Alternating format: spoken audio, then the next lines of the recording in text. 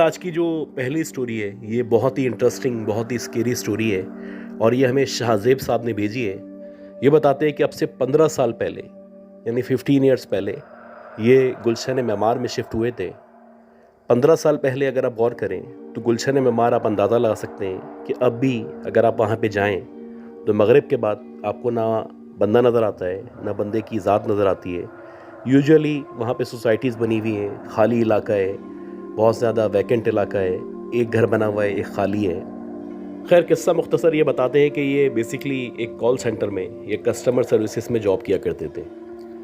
अब इनकी जो नेचर ऑफ जॉब थी वो ये थी कि रात में तकरीबन 8 बजे जाते थे और सुबह 4 से 5 बजे के दरमियान वापसी होती थी। ये बताते हैं कि इसी तरह की एक रात थी और रात के तकरीबन 4:30 पौने 5 का टाइम था। सर्दियाँ चल रही थी और आपको पता है कि सर्दियों में यूजुअली फजर की अजान भी लेट हुआ करती है। फजर की अजान होने में भी अभी आधा घंटा बाकी था। ये बताते हैं कि जैसे ही नीपा का ब्रिज आने वाला था, क्योंकि बेसिकली ये शारा फैसल की तरफ से आ रहे थे और नीपा का ब्रिज रास्ते में आना बाकी था, तो नीपा का ब्रिज स्टार्ट जैसे ही हुआ तो इनको महसूस होने लगा जैसे कि आगे जाके ब्रिज के ऊपर कोई खड़ा हुआ है या कोई मौजूद है। अब जो लोग नीपा का ब्रिज इस्तेमाल करते हैं या वहाँ से गुजर चुके हैं उनको पता होगा कि नीपा के ब्रिज पे जब आप चढ़ते हैं तो हार्डली थोड़ी सी ड्राइव के बाद ही 2 रास्ते आते हैं। एक तो लेफ़्ट साइड पे, यानी आपने अगर हसन स्क्वायर की तरफ जाना है तो आप उस तरफ जा सकते हैं, और अगर आपने सीधा गुलशन इकबाल की तरफ या गुलशन चौरंगी की तरफ जाना है तो आपने सीधा जाना होगा। तो इन्होंने देखा कि जहाँ पे मोड़ है या जहाँ पे 2 रास्ते निकल रहे हैं तो एन उसी जगह पे एक आदमी खड़ा हुआ है और गालिबन ऐसा लग रहा है कि वो लिफ्ट का इंतज़ार कर रहा है या वेट कर रहा है कि कोई उसको लिफ्ट दे सके या किसी भी परेशानी में है। अब ये बताते हैं कि जैसे ही ये उस आदमी के करीब पहुँचे तो उन्होंने देखा कि बज़ाहिर ऐसा लग रहा है कि पेंट वाला है, जैसे आमतौर पे कलर करने वाले होते हैं, तो कलर वाला कोई बंदा खड़ा हुआ है और उसके कपड़े कलर में बाकायदा डूबे हुए हैं। उसका चेहरा बिल्कुल ब्लैक है, देखने में ऐसा लग रहा है कि बहुत काला सा कोई शख्स है। अब इतनी रात में अगर आपसे कोई लिफ्ट मांगता है तो सबसे पहले इंप्रेशन ये आता है कि लिफ्ट देनी है या नहीं देनी, क्योंकि मौजूदा दौर में जो हालात हैं या जो लॉ एंड ऑर्डर की सिचुएशन है वो आपके सामने है, तो आम तौर पे लोग अवॉइड किया करते हैं कि लिफ्ट दें।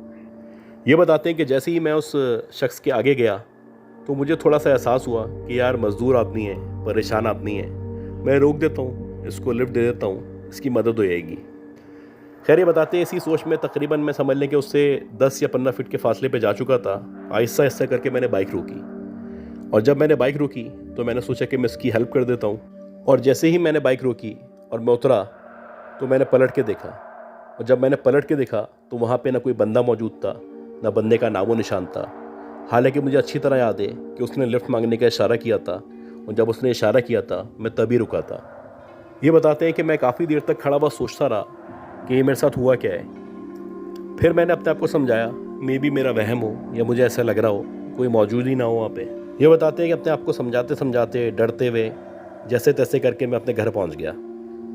इसी तरह ये बताते हैं कि एक दफ़ा अगेन ऐसा हुआ कि 3-4 दिन गुजर गए और सेम वही 4 साढ़े 4 बजे का टाइम था और मैं इसी ब्रिज पे चढ़ने वाला था। तो अगेन मुझे महसूस होना शुरू हुआ कि वो जो रास्ता है जहाँ पे 2 रोड मिला करते हैं वहीं पे कोई ना कोई है जो खड़ा हुआ है। ये बताते हैं कि जैसे जैसे मैं आहिस्ता आहिस्ता करके आगे बढ़ता चला जा रहा था वैसे वैसे उसका जो इमेज था वो क्लियर होता चला जा रहा था। जब मैं उसके बिल्कुल करीब पहुंचा तो मैंने देखा कि एक औरत है या एक लड़की है जिसने पिंक कलर के कपड़े पहने हुए हैं, और आपको पता है कि पिंक कलर रात में कितना डोमिनेट करता है या कितनी आसानी से नज़र आ जाता है। ये बताते हैं कि जैसे ही मैं उसके करीब पहुँचा तो बाकायदा वो बड़ी हसीन और जमील लड़की थी जिसने पिंक कलर के कपड़े पहने हुए थे, उसके बाल खुले हुए थे और बज़ाहिर ऐसा लग रहा था कि किसी फंक्शन में जा रही है या वहाँ से आ रही है। ये बताते हैं कि उसने मुझसे लिफ्ट मांगने का इशारा नहीं किया, लेकिन मैं खुद ब खुद उसके आगे रुक गया, और जब मैं उसके करीब रुका तो मैं उससे पूछने लगा आप इतनी रात में यहाँ पे क्या कर रही हैं, आपको कहाँ जाना है। ये बताते हैं कि कुछ देर में वहाँ खड़ा रहा। वो जो लड़की थी या वो जो औरत थी उसने कोई जवाब नहीं दिया।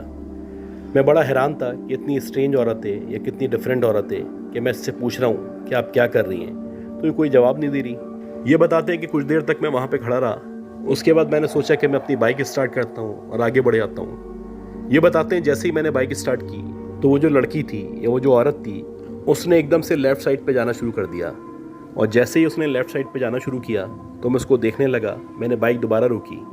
ये बताते हैं कि कुछ सेकंड्स के अंदर अंदर वो जो लड़की थी बिल्कुल लेफ़्ट साइड पे पहुंची, यानी जहाँ पे पुल की दीवार थी वहाँ जाके खड़ी हुई, और देखते ही देखते वो जो पुल की दीवार थी उसके ऊपर खड़ी हो गई। अब जब मैंने ये देखा तो ये मेरे लिए शॉकिंग था, क्योंकि एक लड़की, एक हसीन और जमील लड़की, एक जवान लड़की क्यों कर इस तरह का काम करेगी या ऐसी अजीब सी हरकत करेगी। मैं इन्हीं ख्यालात में गुम था कि वो जो लड़की थी उसने एकदम से ज़ोर ज़ोर से हंसना शुरू कर दिया। ये बताते जैसे ही उसने हंसना शुरू किया तो मुझे अंदाज़ा हुआ कि मैं किस मुश्किल में फंस चुका हूँ, या मैं किस औरत या किस मखलूक के सामने खड़ा हुआ हूँ। ये बताते कि देखते ही देखते वो जो लड़की थी या चुड़ैल थी या जो भी मखलूक थी, उसने उस पुल से नीचे जम लगा दी। ये बताते हैं जैसे ही उसने नीचे जम लगाई तो मुझे यकीन हो चला कि ये कोई नॉर्मल औरत नहीं है। मैं जितना तेज़ हो सकता था वहाँ से मैंने बाइक भगाई और जैसे तैसे करके अपने घर पहुँचा। ये बताते हैं कि घर पहुँचने के बाद मुझे तकरीबन 2 से 3 दिन तक शदीद बुखार रहा और मैं अपने ऑफिस भी नहीं जा सका। साथ साथ इनका जो घर है जहाँ पे गुलशन मेमार में जिस सोसाइटी में रहते हैं, उधर का जिक्र करते हैं कि जब ये लोग वहाँ पे नए नए शिफ्ट हुए थे तो शुरू का आपको पता है कि जो सोसाइटीज़ वगैरह बन जाती हैं वहाँ पे बहुत ज़्यादा मुश्किलात होती हैं, जैसे कि बिजली आने में टाइम लगता है, पानी आने में टाइम लगता है, गैस की सप्लाई में टाइम लगता है। तो इनकी जो सोसाइटी थी वो उन अनफॉर्चुनेट सोसाइटीज़ में शामिल थी जहाँ पे बिजली मौजूद नहीं थी। यानी जब ये वहाँ पे सेटल हुए थे तो मेंटली अपने आप को समझा के गए थे कि शुरू में बिजली वहाँ पे नहीं होगी, हमें जनरेटर पे गुजारा करना है, और आहिस्ता आहिस्ता करके चीज़ें बेहतर होती चली आएंगी, बिजली भी आ जाएगी, गैस भी आ जाएगी और पानी भी आ जाएगा। मुश्किल तरीन हालात थे, जॉब कर रहे थे, अपनी फैमिली को सपोर्ट करना चाहते थे, लिहाजा ये कोशिश करते थे कि अपनी फैमिली को बकअप करें, समझाएं उनको कि अभी फ़िलहाल हम गुजारा कर लेंगे, इंशाल्लाह आने वाले वक्तों में हालात बेहतर हो जाएंगे, चीज़ें आ जाएंगी, बेसिक जो फैसिलिटीज़ हैं वो मिल जाएंगी। खैर ये जिक्र करते हैं इसी तरह ऑफिस की छुट्टी थी, रात के तकरीबन 2 या 3 बजे का टाइम था। अब क्योंकि मुझे अजीब सी शिफ्ट करने की आदत थी तो मैं यूजुअली फजर की नमाज़ के बाद ही सोया करता था, लिहाजा मैं जाग रहा था और कोशिश कर रहा था कि मुझे नींद आ सके। रात के तकरीबन 3 साढ़े 3 बजे मैंने सोचा कि जब मुझे नींद नहीं आ रही तो मैं छत पर चला जाता हूँ, वहाँ जाके टहलता हूँ या लेट जाता हूँ, कोशिश करता हूँ कि मुझे नींद आ जाए। तो ये बताते हैं जैसे ही मैं छत पे पहुँचा तो मुझे ऐसा लगा कि हमारे जो बिल्कुल सामने वाला घर है जो कि अंडर कंस्ट्रक्शन है, वहाँ पे किसी किस्म की मूवमेंट हो रही है। अब मुझे अच्छी तरह पता था कि सामने ना कोई मौजूद है, ना कोई रहा करता है। हाँ ऐसा है कि उसकी कंस्ट्रक्शन चल रही है जो फ़िलहाल रुकी भी है, और मे भी शायद कुछ अर्सा और लगेगा इसको बनने में। खैर जब इन्होंने वहाँ पे गौर करना शुरू किया तो उनको कोई नज़र नहीं आया। बहरहाल मुसलसल वहाँ से किसी के चलने की या किसी के मौजूद होने की आवाज़ आ रही थी। अब ये बताते हैं कि मैं अपना जो मोबाइल था उसको यूज़ करने लगा और जो भी टाइम था उसको पास करने की कोशिश करने लगा। मेरा ध्यान जो था वो मोबाइल की तरफ था कि एकदम से मुझे महसूस हुआ कि जो सामने वाली छत है या सामने वाला जो घर है जो कि अंडर कंस्ट्रक्शन है, वहाँ पे कोई वाइट सा ऑब्जेक्ट है जो आके खड़ा हुआ है। अब मुझे 100% यकीन था कि कोई चलता हुआ आया है और जो भी आया है वो वाइट कलर का ऑब्जेक्ट है, लेकिन मैं पोर्ट्रे कर रहा था या मैं ज़ाहिर करना चाह रहा था कि मेरा जो फोकस है वो मोबाइल की तरफ है और मैं उस ऑब्जेक्ट को या उस चीज़ को नहीं देख रहा, ना देखना चाहता हूँ। खैर काफ़ी देर तक मैं मोबाइल पे फोकस करता रहा, उसके बावजूद भी जब वो ऑब्जेक्ट या वो जो चीज़ थी वहाँ से नहीं हटी तो मैंने सोचा कि मैं अब देखता हूँ कि आखिर कौन है जो सामने आके खड़ा हो गया है या मौजूद है। ये बताते हैं जैसे ही मैंने सामने की तरफ देखा तो मैंने देखा कि एक औरत है, इसने वाइट कलर के कपड़े पहने हुए हैं और बाकायदा जैसे नमाज से पहले औरतें दुपट्टा लिया करती हैं या स्कार्फ बांधती हैं, तो वैसे ही उसने स्कार्फ बांधा हुआ है और देखने से ऐसा लग रहा है कि वो नमाज़ पढ़ के आ रही है या नमाज़ पढ़ने जा रही है। ये बताते हैं कि जैसे ही मैंने उसको देखा तो मेरे ऊपर एक खौफ तारी हो गया। हालांकि वो जो औरत थी वो बज़ाहिर पाक साफ नमाजी लग रही थी, लेकिन सवाल ये था कि इस खाली घर में, जिस घर में पिछले काफ़ी अरसे से या काफ़ी दिनों से ना मज़दूर आए, ना मालिक आया है, ना कोई अभी मौजूद है, ये इस घर में अकेली रात में छत पे क्या कर रही है। अब ये बताते हैं कि जब मैंने उसको देखा और उसने मुझे देखा तो मैंने जल्दी से आंखें नीचे कर लीं, क्योंकि मैं मज़ीद खौफ या इस तरह की चीज़ अफोर्ड नहीं कर सकता था। मैंने कोशिश की कि मैं उसको इग्नोर कर सकूं। ये बताते हैं कि मैं मुसलसल इग्नोर करने की कोशिश कर रहा था कि ऐसा ऐसा मुझे महसूस होना शुरू हुआ कि सामने जो आया था या मौजूद था वो वापस चला गया है या गायब हो चुका है। और जब मुझे कन्फर्मेशन हो गई तो मैंने सामने की तरफ देखा, और जब मैंने दोबारा सामने की तरफ देखा तो मैंने देखा कि छत पे अब कोई मौजूद नहीं है। इसी तरह बताते हैं कि एक दफ़ा रात के तकरीबन 2 या 2:30 बजे का टाइम था और मेरी छुट्टी थी उस दिन भी, और मैं अपने दोस्तों के साथ बैठा हुआ था कि एकदम से हमें सोसाइटी से अजीब सी आवाज़ें आना शुरू हुई। जैसे नॉर्मली कुत्ता रोता है या भेड़िए की आवाज़ आती है, तो उस तरह की आवाज़ थी जो आना शुरू हुई। और ये जो आवाज़ आ रही थी यहाँ सोसाइटी के अंदर से ही रही थी। अब मेरे साथ जो मेरे दोस्त या मोहल्ले वाले मौजूद थे, पहले तो हम लोग इस आवाज़ को इग्नोर करते रहे, लेकिन जब मसलसल ये आवाज़ आती रही तो हम लोगों ने डिसाइड किया कि हम लोग जाते हैं, इसको फॉलो करते हैं, इसको जानने की कोशिश करते हैं कि ये आवाज़ कहाँ से आ रही है, क्यों आ रही है। अगर कोई जानवर मौजूद है और वो तकलीफ़ में, तो हम कोशिश करेंगे कि उसकी तकलीफ़ दूर कर सकें। मे भी किसी ज़ख़म की वजह से ये जानवर परेशान हो और इतनी बुरी तरह रो रहा हो। ये बताते हैं कि मेरे साथ 2-3 लोग और मौजूद थे। हम लोगों ने उस आवाज़ को फॉलो करना शुरू किया। खैर जैसे जैसे हम उस आवाज़ को फॉलो करते चले गए, वैसे वैसे आहिस्ता आहिस्ता हम लोग जो है सोसाइटी के आखिर में पहुंच गए। और जब बिल्कुल सोसाइटी के आखिर में पहुंच गए तो वहाँ पे कोई प्लॉट मौजूद नहीं था। हाँ, ऐसा था कि एक अंडर कंस्ट्रक्शन बिल्डिंग थी और उसके बिल्कुल बराबर में एक गाड़ी खड़ी हुई थी। और वो जो गाड़ी थी, बज़ाहिर देखने से ऐसा लग रहा है कि उसको 2-3 साल से ना किसी ने छुआ है, ना उसको खोला है, ना उसमें कोई बैठा है। खैर जब हमने आवाज़ को मुकम्मल तौर पे फॉलो किया तो ऐसा लगने लगा वो जो बिल्डिंग है जिसके आगे गाड़ी खड़ी हुई है, ये आवाज़ शायद उस बिल्डिंग से आ रही है। अब ये बताते हैं कि हम उस बिल्डिंग के करीब पहुँचे तो अब हमें गुमान होने लगा कि ये जो आवाज़ आ रही है बेसिकली वो बिल्डिंग से नहीं आ रही, बिल्डिंग के साथ जो गाड़ी खड़ी हुई है जो काफ़ी अरसे से बंद है या लॉक है, उसके करीब से आ रही है। अब हमें यकीन हो चला कि यकीनन कोई ना कोई जानवर या कोई कुत्ता या कोई भेड़िया है जो गाड़ी के नीचे या इर्द गिर्द मौजूद है। और ये जो आवाज़ हमें आ रही है जो कि बड़ी खौफनाक आवाज़ है, वो इस जानवर की ही आवाज़ है और वो हमारे बहुत करीब मौजूद है। ये बताते हैं कि जैसे ही हमने टॉर्च वगैरह निकाल के गाड़ी के नीचे मारना शुरू की तो हमें कोई दिखाई नहीं दिया। यानी गाड़ी के नीचे और गाड़ी के पीछे कोई भी मौजूद नहीं था, लेकिन मुसलसल आवाज़ जो थी वो गाड़ी के पास से आ रही थी। अब हमें एक लड़का मौजूद था, उसने कहा कि मेरा ख्याल है कि गाड़ी के अंदर वो जानवर मौजूद है। ये बताते हैं कि जब उसने ऐसा कहा तो हम एक दूसरे को देखने लगे और सोचने लगे कि हम क्या करें, क्योंकि बज़ाहिर गाड़ी को देखने से ऐसा नहीं लग रहा था कि इस गाड़ी में कोई मौजूद होगा या सालों से कोई आके बैठा है। खैर हम लोगों ने गाड़ी के ऊपर जो मिट्टी मौजूद थी उसको साफ़ करना शुरू किया। ये बताते हैं कि एक एक करके हमने जो फ्रंट के शीशे थे या जो शीशे नज़र आ रहे थे उनको साफ़ किया। और जैसे ही हमने उस गाड़ी को साफ़ किया, उसके शीशे पे लाइट मारी तो हमने देखा कि उस गाड़ी के अंदर, यानी जो गाड़ी सालों से बंद है या जो एक खाली बिल्डिंग के बराबर में खड़ी हुई है जहाँ से हमें किसी भेड़िए की या किसी कुत्ते की आवाज़ आ रही है, उस गाड़ी के अंदर एक बाकायदा छोटा सा बच्चा है जो मुश्किल से 2 या 3 साल का है। वो बैठा हुआ है और उसकी जो आँखें बज़ाहिर ऐसा लग रहा है कि फटी हुई आँखें हैं। अब जब हमने ये मंजर देखा तो सारे के सारे बुरी तरह डर गए और जल्दी से भाग के पीछे हटे।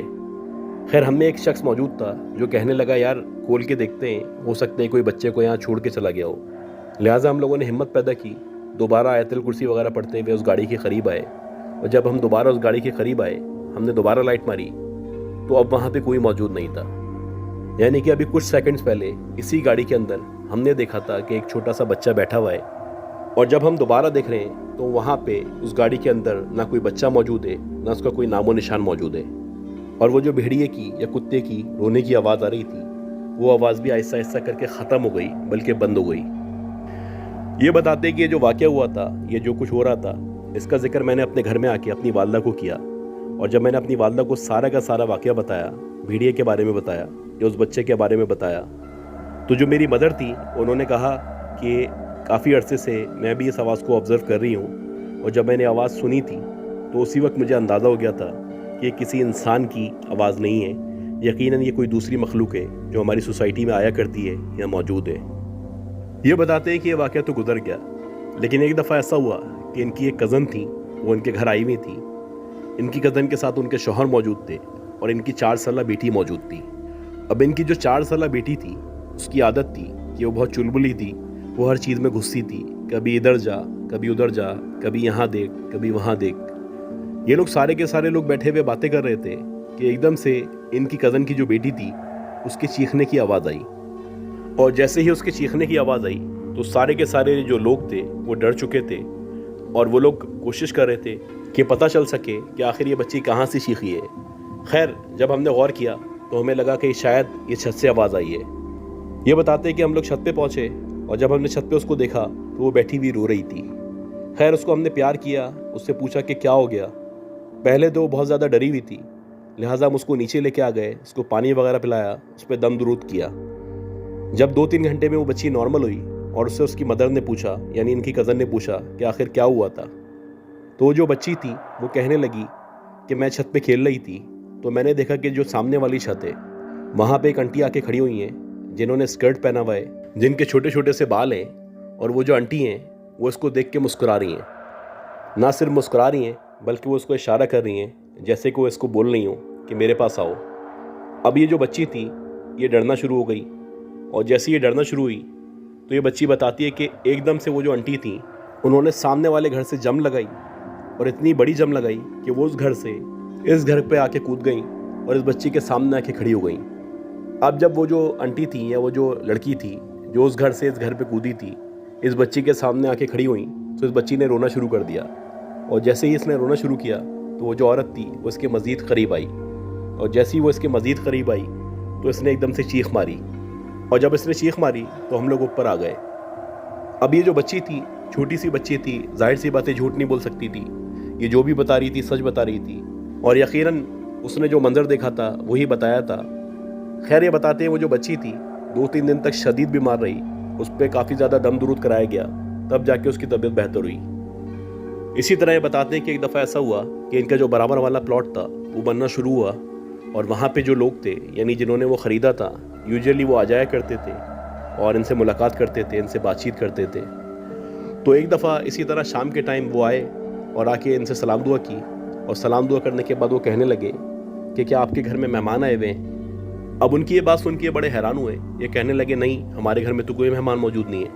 वो कहने लगे कि मैं पिछले 2 दिन से ऑब्ज़र्व कर रहा हूँ कि रात में तकरीबन 9 या 10 बजे के टाइम पे आपकी जो छत है यहाँ पे कोई लड़कियाँ हैं 3-4 जो नज़र आती हैं, और उन्होंने स्कार्फ पहने हुए होते हैं, मुसलसल वो बाहर जा करी होती हैं, कभी हमारी छत पे देखती हैं, कभी सामने देखती हैं, और ऐसा लगता है कि जैसे वो वॉक कर रही हैं। अब उनकी ये बात सुन के बड़े हैरान हुए। ये कहने लगे भाई ऐसा कुछ नहीं है, आपको वहम हुआ होगा, हमारे घर में कोई इस तरह के मेहमान या इस तरह की लड़कियां मौजूद नहीं हैं, जो फैमिली मेम्बर थे वो आपके सामने हैं। अब ये सुन के जो इनके नए पड़ोसी थे या जिनका मकान बन रहा था वो कहने लगे अगर अब मुझे दोबारा वो लड़कियां नज़र आईं तो मैं यकीनन आपको बताऊँगा। खैर, इसी तरह 2-4 दिन मज़ीद गुजर गए, और ठीक 2-4 दिन बाद एकदम से ये जो बराबर वाले थे ये इनके घर में आए, और जब ये इनके घर में आए तो ये जो साहब है जिनकी स्टोरी है वो अपने घर में मौजूद नहीं थे।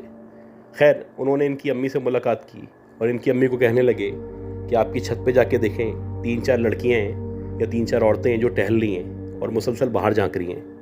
ये बताते हैं कि उनकी ये बात सुन के मेरी अम्मी हैरान हुई। वो कहने लगी ये भाई साहब, हमारे घर में तो कोई ऐसा शख्स या ऐसी लड़कियाँ मौजूद नहीं हैं। खैर, हमारी मदर ने जब ये बात सुनी तो हमारी मदर भी डर गई थी।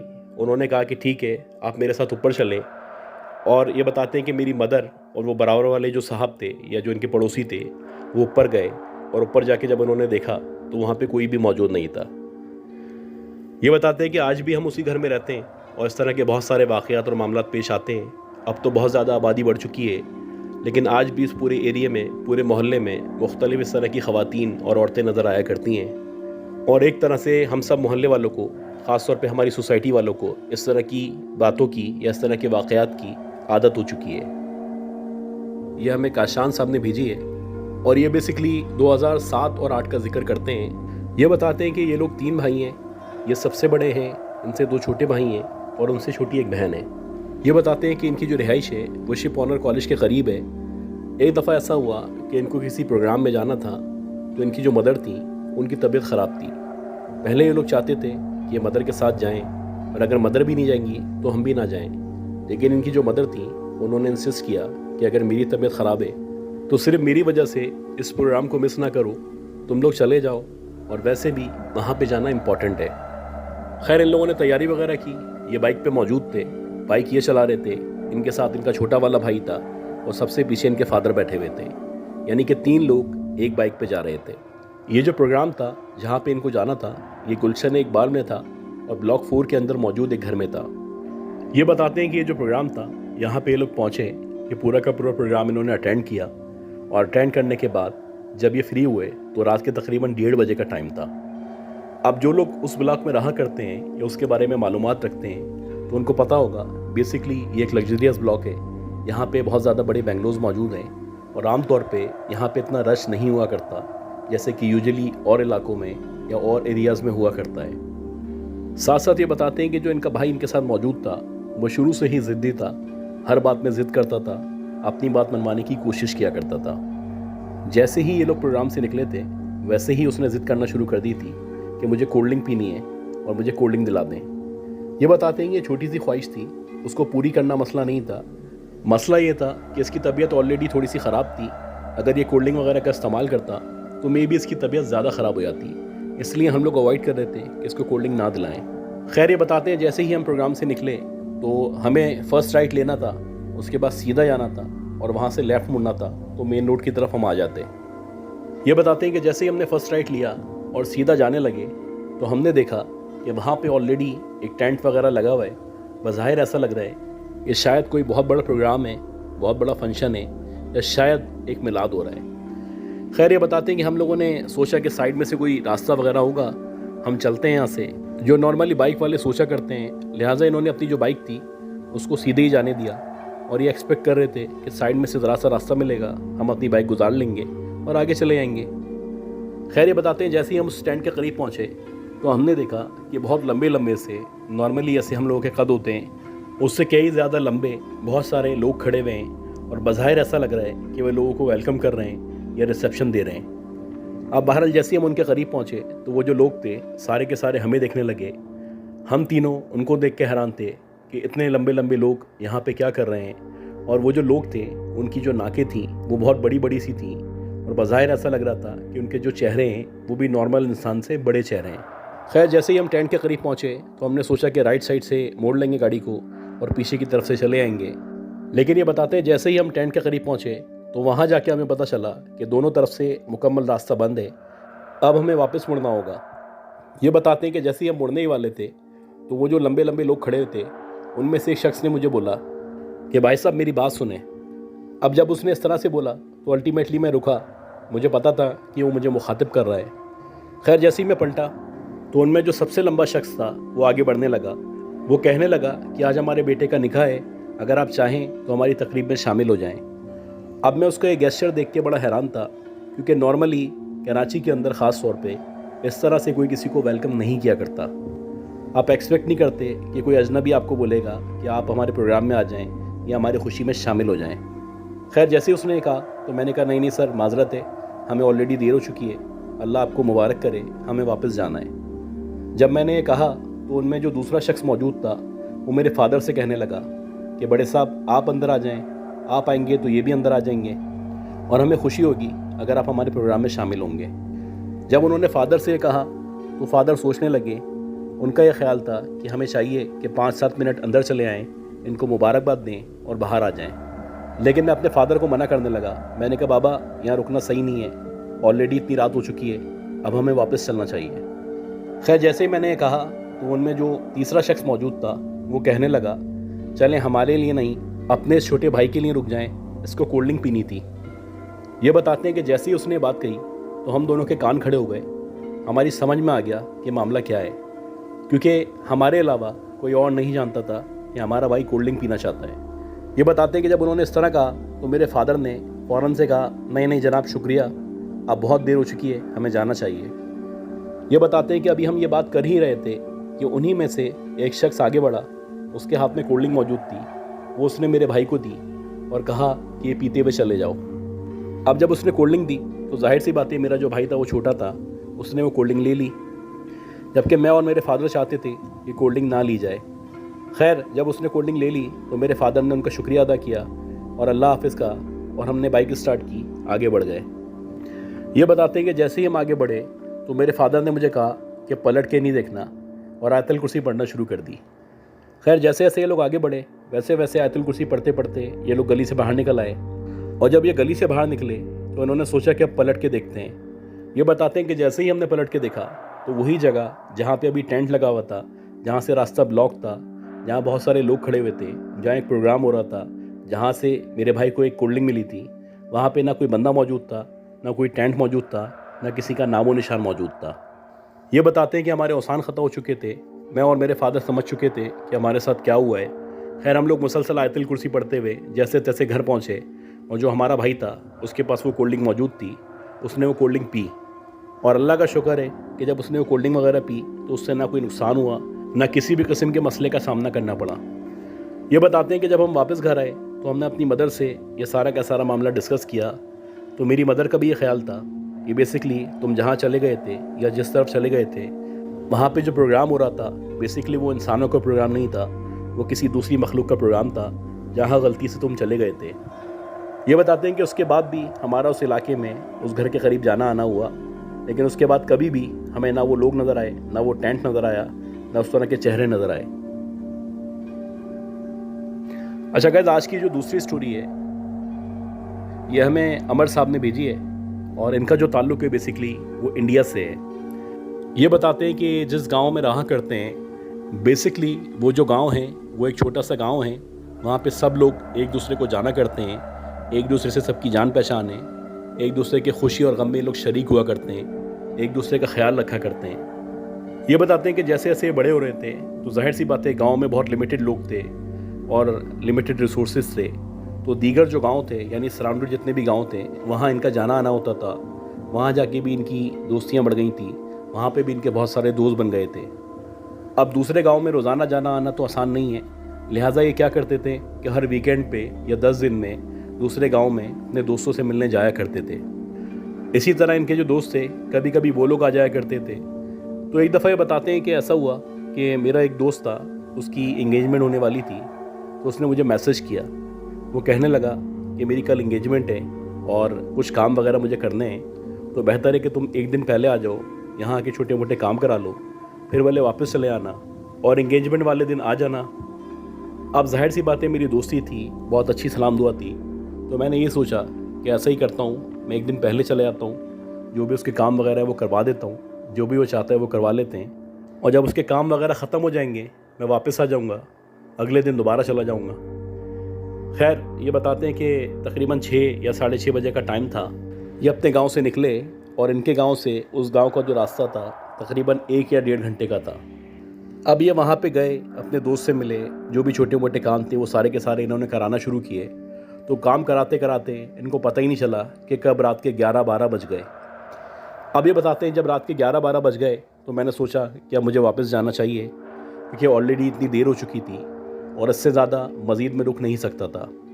खैर मैं जैसे ही वापस आया अपनी बाइक स्टार्ट करने लगा तो अनफॉर्चुनेटली जो मेरी बाइक थी वो स्टार्ट ही नहीं हो रही थी। मैं बहुत कोशिश कर रहा था, बार बार किक मार रहा था, जो भी हरबे में अपना सकता था अपना रहा था, लेकिन काफ़ी कोशिशों के बावजूद भी मेरी बाइक स्टार्ट नहीं हुई। अब जब मेरी बाइक स्टार्ट नहीं हुई तो जो मेरा दोस्त था वो कहने लगा कि तुम रुक जाओ, कल भी तो आना है तुम्हें। लेकिन बात ये थी कि आज तो मैं बहुत नॉर्मल हुलिये में, बहुत कैजुअल उसके घर गया था, मंगनी वाला हुलिया मेरा नहीं था, लिहाजा मैं रुक नहीं सकता था। खैर मैं उससे इंसिस्ट करने लगा। मैंने उसको कहा कि भाई कुछ भी करो, मेरी बाइक सही करवाओ या मुझे किसी की बाइक दो, क्योंकि मेरा वापस जाना इंपॉर्टेंट है। अगर मैं आज वापस नहीं जाऊंगा और मैं कल वापस जाऊंगा तो फिर से मेरा मंगनी में आना बड़ा मुश्किल हो जाएगा। खैर जब ये इंसिस्ट करने लगे, जाहिर सी बात इनका दोस्त था, पहले उसने कोशिश की कि किसी से बाइक दिलवा दे, लेकिन अनफॉर्चुनेटली बाइक का भी कोई अरेंजमेंट नहीं हो पा रहा था। लिहाजा इनका जो दोस्त था उसने सोचा कि मैं अपनी बाइक पे इनको इनके गांव छोड़ देता हूं और वापस आ जाऊंगा। हालांकि रात के तकरीबन 12 साढ़े 12 बजे का टाइम था, जाने और आने का मतलब ये था कि रात के 3 बज जाते हैं। बहरहाल जब ये ज़िद करने लगे तो इनके दोस्त के पास कोई ऑप्शन नहीं था, मजबूरन वो इनको छोड़ने के लिए इनके गाँव आने लगा। अब ये बताते हैं कि वो बेचारा मेरे साथ आया, उसने मुझे मेरे गाँव छोड़ा और जब वो वापस जाने लगा तो तकरीबन 1:45-2 बजे का टाइम था। मुझे भी अफसोस था कि मैंने पता नहीं कैसी ज़िद की, इसको परेशान कर दिया, बजाय इसके कि मैं इसकी हेल्प करता या इसके काम आता, उल्टा इसको मुश्किल में फंसा दिया। खैर बहरहाल इनका जो दोस्त था यानी जिसकी मंगनी थी वो तकरीबन 1:45-2 बजे इनके घर से निकल गया, यानी इनके गांव से निकल गया और अपने घर की तरफ जाने लगा। ये बताते हैं कि मैं सोने की तैयारी करने लगा, जो नॉर्मली होता है, क्योंकि सुबह मुझे उठ के बहुत सारे काम करने थे, कपड़े तैयार करने थे। खैर मैं सोने के लिए लेट गया और मेरी आंख लग गई। ये बताते हैं कि तकरीबन 3 साढ़े 3 घंटे बाद, यानी रात के तकरीबन 4 या 5 बजे का टाइम था, कि इनका मोबाइल बजना शुरू हुआ। और जब इनका मोबाइल बजना शुरू हुआ तो मैंने देखा कि जो मेरा दोस्त है उसके भाई के नंबर से मेरे पास कॉल आ रही है। खैर, जब मैंने उसका नंबर देखा तो मैं परेशान हो गया और 10 चीज़ें मेरे जहन में आने लगी। ये बताते हैं कि जब मैंने उसके भाई की कॉल पिक की तो मैंने उससे पूछा कि खैरियत तो है। ये सुन के जो उसका भाई था वो कहने लगा कि अब तक जो है हमारा भाई यानी मेरा दोस्त घर नहीं पहुंचा है, वो तुम्हें छोड़ने के लिए तुम्हारे गांव गया था, तो तुम ये बताओ कि तुम्हारे पास से वो कब निकला है। अब ये बताते हैं कि जब मैंने ये सुना तो मेरी हालत गैर हो गई, क्योंकि मेरे पास से निकले हुए उसको 2 से ढाई घंटे या मज़ीद टाइम हो चुका था। ये बताते हैं कि सुन के मैं परेशान हो चुका था, साथ साथ उसके घर वाले भी परेशान थे। मेरी समझ नहीं आ रहा था कि करूँ तो क्या करूँ, जाऊँ तो किसके पास जाऊँ। इसी दौरानिए में बताते हैं कि इनके जो फादर थे वो उठ गए, और जब इनके फादर उठे उन्होंने सारी की सारी बातें इनसे पूछी तो इनके फादर ने कहा कि अगर वो तुम्हें छोड़ने आया था तो ये हमारी जिम्मेदारी है कि हम उसको जाके देखें, तलाश करें, कहीं रास्ते में किसी मुसीबत में ना फंस गया हो। ये बताते हैं कि जो इनके फादर थे उन्होंने फिर अल्टीमेटली अपनी गाड़ी निकाली, और गाड़ी निकालने के बाद वो इनको अपने साथ बिठा के उस रास्ते पे जाने लगे जिस रास्ते पे चल के इनके दोस्त का गांव या घर आया करता था। इसी तरह उसके जो घर वाले थे वो उस तरफ से यहाँ आने लगे, यानी कि ये यहाँ से निकल गए, वो वहाँ से निकल गए। अब दोनों रास्ते भर उसको देखते हुए आ रहे थे कि कहीं ना कहीं वो मिल जाए, क्योंकि जाहिर सी बात है अगले दिन उसकी मंगनी थी। पूरा का पूरा घर बल्कि ये भी परेशान थे। अब ये बताते हैं कि मुसलसल हम देख रहे थे, हमें उसका कोई सुराग नहीं मिल रहा था। हमें घर से निकले हुए तकरीबन 40-45 मिनट हो चुके थे।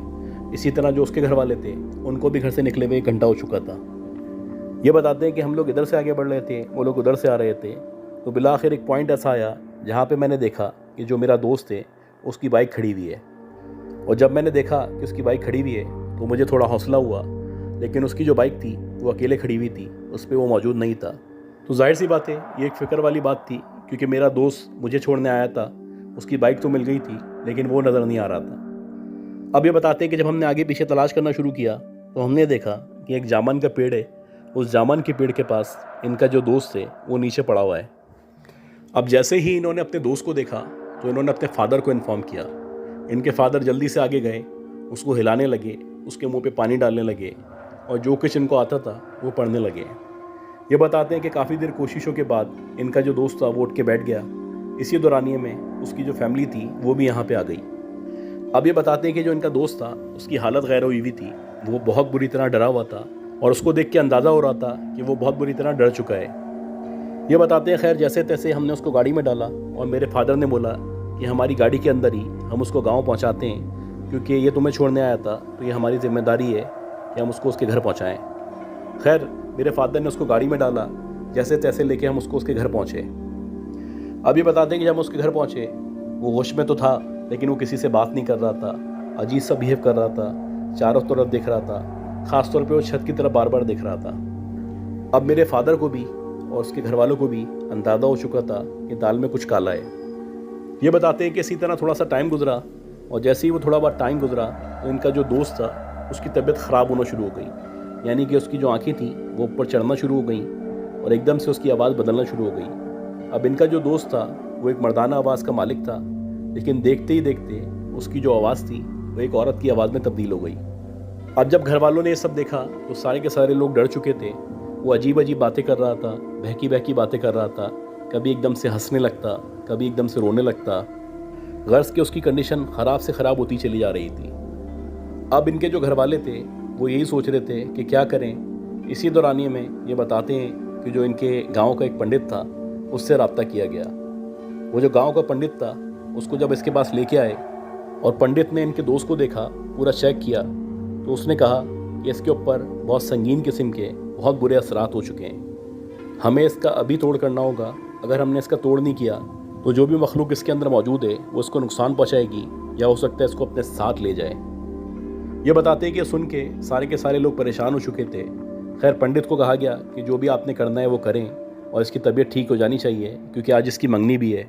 ये बताते हैं कि वो जो पंडित था उसने इनसे बहुत सारी चीज़ें मंगवाई, जैसे कि उसने लीमू मंगवाए, छुरी मंगवाई और थोड़ा सा संदूर मंगवाया। जो भी चीज़ें उसको चाहिए थी वो सारी की सारी चीज़ें पंडित को दे दी गई थी। उसके बाद उसने जो अपना अमल था वो करना शुरू किया। ये बताते हैं कि जैसे जैसे वो पंडित कुछ पढ़ रहा था या कुछ अमल कर रहा था या लीमू को काट रहा था, वैसे वैसे इनका जो दोस्त था उसकी हालत ख़राब होती चली आ रही थी। वो एकदम दीवारों से हाथ मारने लगता, कोशिश करता कि अपना सर दीवार पे मारे, इधर उधर भागने लगता, कभी उछलने लगता। गर्ल्स के जो उल्टा सीधा काम वो कर सकता था वो सारे काम वो कर रहा था। अब ये बताते हैं कुछ देर तक तो वो ऐसा करता रहा, फिर एकदम से उसकी आवाज़ चेंज हो गई और वो मुकम्मल एक औरत की आवाज़ में बात करने लगा। खैर जैसे ही उसने औरत की आवाज़ में बात करना शुरू की तो वो जो पंडित था उसने उससे बात करना शुरू की। उस पंडित ने उस औरत से पूछा कि तू कहाँ से आई है, तू कौन है और इसके जिस्म में क्यों दाखिल हुई है। अब ये सवाल सुनने के बाद इनका जो दोस्त था या उसके अंदर जो मखलूक मौजूद थी उसने कोई जवाब नहीं दिया और ज़ोर ज़ोर से हंसना शुरू कर दिया। खैर जैसे जैसे वो हंस रही थी तो जो पंडित था उसको गुस्सा आता चला जा रहा था और वो जो अपना अमल था उसको और ज़्यादा तेज़ी से कर रहा था। वो चाहता था कि जो भी मखलूक है वो जल्द अज जल्द उससे बात करे। खैर जब उस मखलूक ने कोई जवाब नहीं दिया, मुसलसल हंसती रही, तो जो पंडित था उसने इनके दोस्त का एक अंगूठा पकड़ा और जैसे ही उसने इसका अंगूठा पकड़ा उसके अंदर जो बला मौजूद थी या आत्मा थी वो एकदम से चीखना शुरू हो गई और वो चिल्लाने लगी कि मुझे छोड़ दो, मुझे जाने दो। खैर वो जो पंडित था उसने इससे बहुत सारे सवालात किए तो वो जो आत्मा थी या उसके अंदर जो बुरी मखलूक मौजूद थी उसने बताया कि ये जो लड़का है ये पेड़ के नीचे से गुजर रहा था और वहाँ गुजरते गुजरते इसने बाइक रोक के पेशाब कर दिया था और जब इसने पेशाब किया तो वो मेरे घर के ऊपर किया था, लिहाजा मैं इसको नहीं छोड़ूंगी, इसको कहीं नहीं जाने दूंगी और उसको अपने साथ लेके जाऊंगी। ये बताते हैं कि जब पंडित ने ये सब सुना तो उसने कहा कि मैं तुझे जला दूंगा, तुझे जला के राख कर दूंगा, तू इस बच्चे के जिस्म को इसी वक्त अभी छोड़ दे। और उसके बाद दोबारा से उसने कुछ पढ़ना शुरू कर दिया। ये बताते हैं जैसे जैसे वो कुछ चीज़ें पढ़ रहा था वैसे वैसे वो जो अंदर औरत थी या आत्मा थी वो ज़ोर ज़ोर से चिल्ला रही थी, चीख रही थी कि मुझे माफ़ कर दो, मैं चली जाऊंगी। ये बताते हैं कि तकरीबन 1 से 1.5 घंटे तक ये सब चलता रहा। उसके बाद जाके इनका जो दोस्त था उसकी तबीयत नॉर्मल हुई और जब उसकी तबीयत नॉर्मल हुई तो ऐसा लगा जैसे वो होश में आ चुका है। वो हम सबसे पूछने लगा कि यहाँ पे क्या चल रहा है और मैं यहाँ कैसे आया हूँ। खैर उस वक्त तो हम लोगों ने उसको कुछ नहीं बताया। जब वो पंडित चला गया और उसके बाद जब उसकी हालत नॉर्मल हुई तो हमने सारा का सारा वाक़या उसको बताया और फिर उसने भी बताया और एडमिट किया कि हाँ ऐसे ही हुआ था कि रात में मुझे जब पेशाब आने लगा तो मैं एक बादाम के दरख्त के नीचे रुक गया था और वहाँ जाके मैंने पेशाब कर दिया था। उसके बाद मुझे कुछ याद नहीं है। तो ये बताते हैं कि उसके बाद से इनका जो दोस्त था उसकी तबीयत नॉर्मल हो गई और उसने तौबा कर ली कि आइंदा कभी भी किसी भी रास्ते में किसी भी ऐसी जगह पे ना पेशाब करेगा ना वहाँ से गुजरेगा। ये बहुत ही इंटरेस्टिंग स्टोरी है, बहुत ही हॉरिफिक स्टोरी है और ये स्टोरी हमें मिस आकिदा हसन ने भेजी है। ये हमारी बहुत अच्छी लिसनर है, बहुत सपोर्ट करती हैं और मैं शुक्रिया अदा करता हूँ कि जब मैंने इनको इनवाइट किया तो ये इनविटेशन के मुताबिक आई और इन्होंने हमें सपोर्ट किया। मिस आकिदा हसन जो हैं इनका ताल्लुक़ इंडिया से है, ये न्यू दिल्ली में रहा करती हैं और ये जो स्टोरी इन्होंने शेयर की है बेसिकली ये इनकी फ्रेंड की स्टोरी है। मिस आकिदा हसन बताती हैं कि बहुत सारे लोग हैं जो ये कहा करते हैं कि इस दुनिया में भूत प्रेत चुड़ैले आत्मा ये सब नहीं हुआ करते, लेकिन ये जब तक की बातें हैं जब तक आपका इनसे सामना नहीं होता। जब आपका इनसे सामना हो जाता है तो आपको यकीन करना पड़ता है, आपको अपनी सोच को बदलना पड़ता है और आपको ये मानना पड़ता है कि इस दुनिया में जितने इंसान मौजूद हैं उससे 9 गुना ज़्यादा जिन्नात मौजूद हैं। अब टाइम को ज़्यादा ज़ाया किए बगैर हम चलते हैं स्टोरी की तरफ और ये जो स्टोरी मैं आपसे शेयर करूँगा ये मैं उनकी ज़बानी शेयर करूँगा जिसने ये इंसिडेंट शेयर किया था। ये बताती है कि इनका ताल्लुक भी नई दिल्ली से। अब से 17-18 साल पहले ये जिस घर में रहा करती थी उसी गली में 4-5 घर छोड़ के एक और घर मौजूद था और ये जो घर था ये भी इनके रिलेटिव का घर था। ये बेसिकली सिंगल स्टोरी घर था और ऊपर एक कमरा मौजूद था। इनके ये जो रिलेटिव थे ये बेसिकली 6 अफराद थे, मियाँ बीवी, पहली बेटी, फिर दूसरी बेटी, फिर एक बेटा और उसके बाद एक और बेटी। ये बताती हैं कि इन बच्चों की एक आंटी थी, उनकी जो उम्र थी इनकी बड़ी वाली बेटी के बराबर थी, दोनों हम उम्र थी, तो इसलिए इनकी जो आंटी थी वो गांव से शहर में शिफ्ट हो गई थी, इनके घर में आ गई थी और इन लोगों ने एक साथ एक स्कूल में एडमिशन ले लिया था। इन बच्चों की जो आंटी थी उनका नाम नाजो था।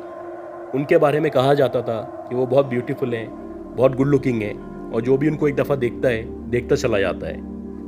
अब क्योंकि खाला और भांजी की उम्र में इतना ज़्यादा फ़र्क नहीं था तो दोनों खाला और भांजी एक साथ दोस्तों की तरह रहा करती थी, एक साथ स्कूल जाती थी, एक साथ आती थी।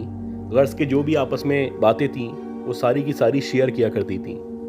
ये बताती हैं कि जो नाज़ो थी, इनका जो स्कूल था घर से 4-5 किलोमीटर दूर था, तो कभी कभी ये लोग रिक्शे में जाया करते थे, कभी कभी बस में जाया करते थे, और कभी कभी ऐसा होता था कि ये दोनों मिलके पैदल जाया करते थे। एक दफ़ा ऐसा हुआ कि ये दोनों स्कूल गए और किसी भी प्रॉब्लम की वजह से या किसी भी मसले की वजह से जो इनकी आंटी थी यानी नाज़ो, उसको स्कूल से वापस घर आना पड़ा। अब जब उसको स्कूल से घर आना पड़ा तो उसने सोचा कि बजाय इसके मैं रिक्शा लूँ या बस में जाऊँ, मैं पैदल ही घर की तरफ चले आती हूँ। हालांकि शदीद गर्मी हो रही थी, लू चल रही थी, बहुत ज़्यादा गर्म वेदर था।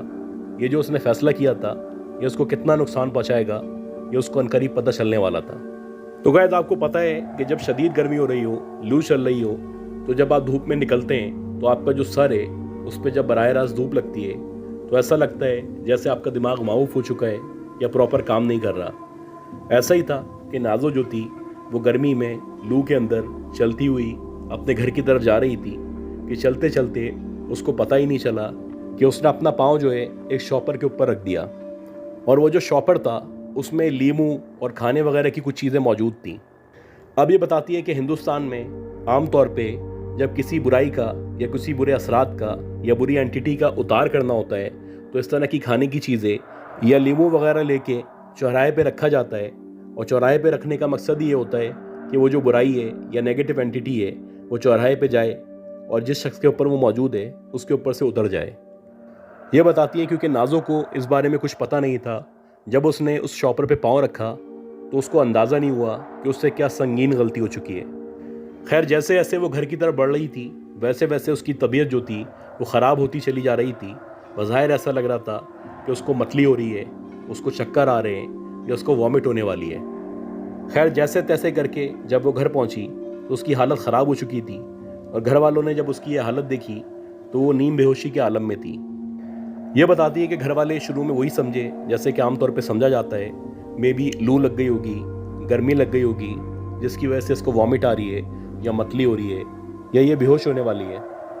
खैर, नॉर्मली जैसे हुआ करता है, घर वाले जूस वगैरह बना के लेके आए, उसको जूस पिलाया गया, इसके मुंह पे पानी डाला गया, ठंडी पट्टी लगाई गई।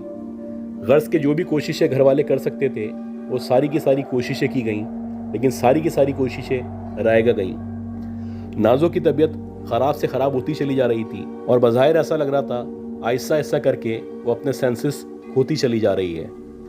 ये बताती हैं कि कुछ देर ऑब्ज़र्व किया गया, उसके बाद जो करीबी डॉक्टर वगैरह मौजूद थे वहाँ ले जाया गया, उनको दिखाया गया। तो डॉक्टर्स का भी यही ख्याल था मे बी इसको गर्मी लग गई है, लू लग गई है, या इसके दिमाग पे गर्मी का कोई असर हो चुका है। ये बताती हैं डॉक्टर ने अपनी दवा दी और उसको फारिग कर दिया, लेकिन जब वो घर में आई तो उसकी तबीयत मज़ीद ख़राब हो गई। उसको वैसे ही मतली होने लगी, बार बार वॉमिटिंग होने लगी, एकदम से उसका वेट गिरने लगा, और कभी कभी ऐसा लगता जैसे उसकी आंखें चढ़ चुकी हैं या उसकी हालत गैर हो चुकी है। जब इनके घर वालों को उसका कोई हल समझ नहीं आया तो ये डिसाइड किया गया कि इसको वापस इसके गांव भेज देना चाहिए। हो सकता है शहर का ये जो एनवायरनमेंट है या एटमॉस्फेयर है ये इसको राज नहीं आई हो। ये बताती है कुछ दिन गुजरने के बाद ऐसा ही किया गया कि नाज़ो को वापस गांव भेज दिया गया, और यही अज्यूम किया गया कि मे बी शहर का जो माहौल है या यहाँ की जो आबो हवा है वो उसको सूट नहीं की। अब ये बताती है जब नाज़ो वापस गई तो वापस गांव जाने के बाद उसकी जो हालत थी या उसकी जो तबीयत थी वो दोबारा बेहतर हो गई। बज़ाहिर ऐसा लग रहा था दिन ब दिन वो रिकवर होती चली जा रही है और उसकी जो हालत है वो बेहतर से बेहतर होती चली जा रही है। ये बताती हैं ये सब देखने के बाद सबको यकीन हो चला कि इसके साथ जो भी मसला था वो तबई था, इसको गर्मी वगैरह लगी थी, शहर की आबो हवा इसको राज नहीं आई थी, लिहाजा ये जब वापस गई है तो ये खैर से बेहतर हो चुकी है। ये बताती हैं कुछ दिन गुजरे, उसके बाद नाज़ो की जो दोस्त थी यानी इनकी जो सबसे बड़ी वाली बेटी थी उसकी एकदम से यही कैफियत होना शुरू हुई। पहले उसको ऐसा लगा जैसे मतली हो रही है, फिर ऐसा लगा जैसे वॉमिट होने वाली है, फिर वो बेहोश होने लगी। घर वाले इसके बारे में भी ये सोच रहे थे कि इस शहर में क्योंकि गर्मी ज़्यादा है तो हो सकता है इसको गर्मी लग गई हो, लू लग गई हो, या फिर इसी गर्मी के असरात हों। खैर, वैसे ही इसके साथ किया गया, डॉक्टर से रब्ता किया गया, डॉक्टर को दिखाया गया, डॉक्टर ने मुकम्मल चेकअप किया और उसके मुताबिक इसके जिस्म में कोई मसला नहीं था। ये बताती हैं इसी तरह 2-4 दिन गुजरे। 2-4 दिन के बाद एकदम से ऐसा हुआ कि जो लड़की थी इसकी एकदम से तबीयत ख़राब हुई, और जब इसकी तबीयत ख़राब हुई तो ना सिर्फ तबीयत ख़राब हुई बल्कि एकदम से जो इसकी आंखें थीं वो ऊपर चढ़ गईं, यानी पूरा जो आंख का हिस्सा था वो सफ़ेद हो चुका था। और देखते ही देखते इस लड़की की आवाज़ बदल गई। अब जैसे ही इसकी आवाज़ बदली तो कभी ये मर्द की आवाज़ में बात करती, कभी ये औरत की आवाज़ में बात करती, यानी इसकी जो एक्चुअल आवाज़ थी वो नहीं निकल रही थी, किसी और की आवाज़ में ये बात कर रही थी। अभी भी घर वाले यही समझ रहे थे हो सकता है ये कोई तबई मसला हो या फिज़िकल प्रॉब्लम हो। लेकिन देखते ही देखते वो जो लड़की थी जिसने पूरी ज़िंदगी में न कभी इंग्लिश बोली थी न बंगाली बोली थी, देखते ही देखते उसने इंग्लिश में और बंगाली में बात करना शुरू कर दी। जब उसने इंग्लिश में और बंगाली में बात करना शुरू की और अजीब तरीके से हंसना शुरू किया तो अब घर वालों को यकीन हो चला कि इसके साथ यकीनन कोई ना कोई आसेबी मामला हैं। क्योंकि ऐसा कैसे हो सकता है कि एक लड़की जिसको ना इंग्लिश बोलने आती है ना बंगाली बोलने आती है और एकदम से वो उस ज़बान का इस्तेमाल शुरू कर देती है जो उसने ना कभी सीखी है ना बोली है और ना वो उस ज़बान के बारे में जानती है। खैर, इनकी फैमिली में मुख्तलिफ बातें होने लगी। कुछ लोग कहते थे कि फ़िज़िकल प्रॉब्लम है, कुछ लोग कहते थे आसेबी असरात हैं। ऐसे ही इनके एक चचा थे, उनका ये ख्याल था कि इसके साथ जो भी प्रॉब्लम है वो फिज़िकल है, कोई इस तरह के असरात या जिन्नात वगैरह का मामला नहीं है। लिहाजा एक दफ़ा ऐसा हुआ कि जब उस लड़की की शदीद तबीयत ख़राब हुई तो उसके जो चचा थे उन्होंने बेल्ट निकाली और बेल्ट निकाल के उसको मारना शुरू किया। अब जैसे ही उन्होंने उस लड़की को मारना शुरू किया तो बजाय इसके कि वो लड़की रोती या तकलीफ़ में आती, वो हंसने लगी और हंसते हंसते कहने लगी कि तू जब जब इसको मार रहा है ना तो मुझे नहीं लग रहा, बल्कि ये तेरी भतीजी को ही लग रहा है। जब उसने इस तरह की बात की तो जो मोहल्ले वाले थे वो सारे के सारे जमा हो चुके थे, सब सारा तमाशा देख रहे थे और सब उसको समझाने लगे कि भाईजान ये जो आप कर रहे हो ये गलत कर रहे हो, इसके ऊपर असरात हैं, आप इसको बेल्ट से नहीं मारो, क्योंकि अगर आप इसको बेल्ट से मारोगे तो इसकी जान भी जा सकती है। खैर, लोगों के समझाने के बाद करीबी जो इमाम साहब थे उनसे रब्ता किया गया, उनको दिखाया गया। तो उन्होंने जब इस बच्ची को देखा, पूरा चेकअप किया, तो उन्होंने कहा कि इस बच्ची के ऊपर जन्नात के असरात हो चुके हैं। मैं आपको कुछ वज़ाइफ बता रहा हूँ, कुछ आयतें बता रहा हूँ, या आप पढ़ें, इंशाअल्लाह इसकी तबीयत बेहतर हो जाएगी।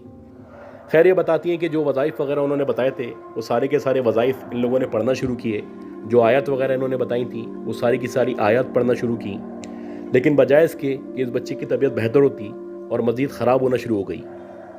ये बताती हैं कि एक दफ़ा ऐसा हुआ कि इस लड़की की एकदम से तबीयत ख़राब हुई और जो घर वाले थे उन्होंने आयतुल कुर्सी पढ़ना शुरू की। तो जैसे ही उन्होंने आयतुल कुर्सी पढ़ना शुरू की तो वो जो इसके अंदर मर्द की आवाज़ आया करती थी या जो जिन मौजूद था उसने आगे से आयतुल कुर्सी पढ़ना शुरू कर दी। जब उसने आयतुल कुर्सी पढ़ना शुरू की तो ये सारे के सारे परेशान हो गए। इनको ये तो पता था कि इसके अंदर जिन मौजूद है, लेकिन ये नहीं पता था कि जो जिन इसके अंदर मौजूद है वो बेसिकली एक मुसलमान जिन है और वो जो जिन था उसका कहना था कि मैं इस लड़की को पसंद करता हूँ और इससे शादी करना चाहता हूँ या मैं इसको अपने साथ लेके जाऊँगा। ये बताती हैं कि अक्सर ऐसा होता था कि जो मेरी मदर हैं वो भी इनके घर जाया करती थी। जब भी मेरी मदर इनके घर जाया करती थी तो वो जो लड़की थी मर्द की आवाज़ में मेरी अम्मी को सलाम किया करती थी, हाल अहवाल पूछा करती थी और ऐसी ऐसी बातें बताया करती थी जो मेरी माँ के अलावा किसी को नहीं बताती। जैसे कि अक्सर वो ऐसी बातें बताती जो बहुत राज की बातें थी, या कभी कभी वो फ्यूचर में होने वाले वाक़यात के बारे में बताती। वो कहती कि 2 दिन बाद ऐसा हो जाएगा, 3 दिन बाद ऐसा हो जाएगा, और वाकई में ऐसी होता कि जैसे उसने कहा था सारा का सारा मनोअन हो जाता। अब जो मामलात थे वो ख़राब से ख़राब होते चले आ रहे थे। एक दिन ऐसा ही हुआ कि रात के तकरीबन 9-10 बजे का टाइम था। एकदम से उस लड़की ने चीखना शुरू किया और चीखते चीखते उसने छत की तरफ भागना शुरू किया। अब जाहिर सी बात है, मोहल्ला था, जब वो चीख रही थी तो आगे पीछे सराउंडेड एरिया में सबको आवाज़ जा रही थी और सबको इसकी कंडीशन का पता था। तो जितने भी लोग थे वो सारे इनके घर के आगे जमा हो चुके थे। वो लड़की छत पे मौजूद थी, सारे घर वाले उसका हाथ पकड़ के खींच रहे थे और वो कोशिश कर रही थी कि किसी भी तरह नीचे कूद जाए या अपनी जान दे दे। बेसिकली जो कुछ वो कर रही थी वो खुद नहीं कर रही थी, बल्कि उसके अंदर जो जिन मौजूद था वो उससे काम करवाना चाहता था। ये बताती है कि अजीब मंजर था, सारा का सारा मोहल्ला जमा था, उसकी बहुत हालत गैर थी, उसने अपना हाल बुरा किया हुआ था और वो पूरी कोशिश कर रही थी कि अपनी जान दे सके। जो कुछ इमाम साहब ने बताया था, ये जो कुछ वज़ाइफ बताए थे, वो पढ़ने से भी मसला हल नहीं हो रहा था। ये बताती है कि सारे के सारे परेशान थे कि एकदम से उस मजमे के अंदर से एक पंडित निकल के आया और वो जो पंडित था वो आगे आया। वो कहने लगा, मैं कोशिश करूँगा कि इस बच्ची का इलाज कर सकूँ, अगर ये मुझसे हो गया तो मेरे लिए खुशी की बात होगी। खैर बहरहाल जो पंडित था उसके बाद बहुत ज़्यादा मालूमात थी, बहुत नॉलेज थी। उसने आने के बाद अपना जो भी पढ़ना पढ़ाना था वो शुरू किया। वो जो पंडित था उसने भी इस लड़की का उतार किया और वैसे ही उतार किया जैसे आमतौर पे हिंदुस्तान में लोग किया करते हैं, यानी कि किसी चौराहे पे इसका उतार किया गया और उसके बाद बज़ाहिर ऐसा लग रहा था इस लड़की की हालत बेहतर हो चुकी है। खैर ये बताती है वो जो पंडित था उसने बता दिया था कि ये जो लड़की है इसके ऊपर एक जिन आशिक है और ये जो घर है जहाँ पे ये लोग रहा करते हैं वहाँ पे एक आत्मा मौजूद है। मैं पूरी कोशिश करूँगा ये दोबारा ना आए या नुकसान ना पहुँचाएं, लेकिन मैं गारंटी नहीं कर सकता। ये बताती हैं कि कुछ दिन तो बहुत अच्छे गुजरे, सब खुश थे, सबको ऐसा लग रहा था हालात बेहतर से बेहतर होते चले जा रहे हैं। लेकिन जैसे जैसे टाइम गुजरा हालात दोबारा ख़राब होना शुरू हो गए। वो जो लड़की थी दोबारा से उसकी आंखें चढ़ना शुरू हो गई, दोबारा से उसकी आवाज़ बदल जाती, वो मुख्तलिफ़ ज़बानों में बात करती। कभी वो औरत की ज़बान में बात करती, कभी वो मर्द की ज़बान में बात करती, कभी उसकी आवाज़ भारी होती, कभी हल्की होती, कभी वो बंगाली बोलती, कभी इंग्लिश बोलती। वो जो पंडित था उससे दोबारा रब्ता किया गया, उसको सारी सूरत हाल बताई गई। खैर वो जो पंडित था वो दोबारा आया, उसने कहा मैं एक बार फिर कोशिश करता हूँ। खैर उसने जब दोबारा कोशिश की तो दोबारा कोशिश करने के बाद उसने बताया कि जो मेरी मालूमात हैं या जो मैंने हिसाब लगाया है उसके मुताबिक इस घर के अंदर जो आत्मा मौजूद है वो ये बताती है कि अब से कुछ साल पहले जब ये इलाका वीरान था, सुनसान था, या यहाँ पे ज़्यादा आबादी मौजूद नहीं थी, तो उस दौर में इस औरत का कत्ल किया गया था और उसको इस घर के नीचे दफन कर दिया गया था। तो उसके बाद से इस घर में वो आत्मा मौजूद है जो इस लड़की के ऊपर आ चुकी है, और साथ में के साथ साथ एक जिन है जो इस लड़की पे आशिक है। वो जो जिन है वो मुसलमान है और ये जो आत्मा है ये गैर मुस्लिम है। खैर वो जो पंडित था उसने कहा कि मेरा अगर आप मशवरा माने तो ये जगह छोड़ दें, अगर आप ये जगह छोड़ देंगे तो आत्मा तो यहीं रह जाएगी, बाकी जो जिन का मामला है मैं उसको हैंडल करने की या टैकल करने की कोशिश करूँगा। शुरू में वैसे ही हुआ कि घर वाले नहीं माने, वो कहने लगे कि कैसे हम अपना घर छोड़ सकते हैं, हम यहाँ काफ़ी अरसे से रह रहे हैं और ऐसा करना मुमकिन नहीं है। लेकिन जब उस लड़की की हालत बदलती चली गई या बिगड़ती चली गई तो बिलाखिर जो घर वाले थे उन्होंने कोशिशें शुरू कर दी कि किसी भी तरह इस घर को चेंज किया जाए या इसको सेल किया जाए। ये बताती है कि उस घर को बेचने के लिए काफ़ी जतन किए गए लेकिन वो घर बिक ही नहीं पाता था। खैर अल्लाह अल्लाह करके वो घर बिका, और जब वो घर बिका उसके बाद इन्होंने उसी मोहल्ले में किसी और गली में एक घर ले लिया। और घर चेंज करने के बाद वाकई में ऐसे ही हुआ कि वो जो आत्मा थी उसने इस औरत को छोड़ दिया या इस लड़की को छोड़ दिया। हाँ वो जो जिन था उसका इन लोगों ने फिर इलाज करवाया, और जब इन्होंने इस लड़की का इलाज करवाया तो उसके बाद वो जो जिन था वो भी इस लड़की में से निकल गया। ये बताते हैं कि इन लोगों ने जिस फैमिली को ये घर बेचा था बेसिकली वो एक हिंदू फैमिली थी, और जब वो लोग शुरू में आए थे तो वो सब लोगों से मिला करते थे, बातें किया करते थे, और उनके जो बच्चे थे हमारे बच्चों के साथ गली में खेला कूदा करते थे। लेकिन जैसे जैसे टाइम गुजरता गया वैसे वैसे ये लोग रिजर्व होना शुरू हुए, और बिलाखिर एक दिन पता चला ये जो घर है इन्होंने पूरा का पूरा तोड़वा दिया है, और उसको तोड़ने के बाद ग्राउंड+4 घर को बनाया गया है, और बनाने के बाद वही फैमिली यहाँ पे रिहाइश पजीर है। लेकिन जब से ये दोबारा घर बनाए उसके बाद से जो फैमिली है यानी ये जो हिंदू फैमिली यहाँ पे रहा करती है, ना वो किसी से मिलती है ना किसी से बात करती है, बल्कि बहुत ज़्यादा रिजर्व हो चुके हैं। अगर कोई इनसे बात भी करना चाहता है तो ये उसको आंसर नहीं करते या ज़्यादा उससे बात नहीं करते। ये बताती हैं कि नाजो की भी उसके बाद शादी हो गई, उसके भी बच्चे हो गए, वो अच्छी ज़िंदगी गुजारने लगी।